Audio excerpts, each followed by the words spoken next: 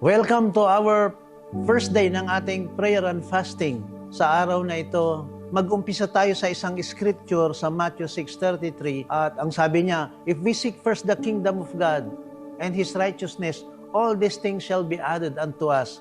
Kaya sa unang araw ng ating 21-day prayer and fasting, let's talk about seeking Him first. Siya muna ang ating unahin.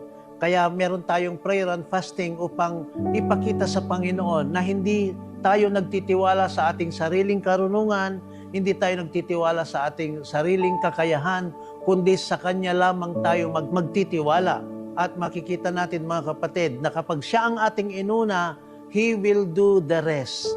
Ang isang magandang establish natin dito sa unang araw na ito, He is our priority because He is our first love. Hindi tayo nagdidepende sa sarili nating kakayahan, kundi magdidepende tayo sa Kanyang kakayahan na nagtatrabaho sa atin. Wala ho tayong maipagmamalaki, lahat ho ay sa biyaya lamang. Ang importante dito, kapag inuna natin siya, ang susunod po dyan, siya na ang gagawa ng paraan. So sa ating first day ng ating prayer and fasting, let us trust Him. He is our first love. Once na ipinagkatiwala natin sa Kanya ang unang parte, aayusin na niya ang lahat. Kaya welcome po sa ating unang araw ng prayer and fasting. God bless you.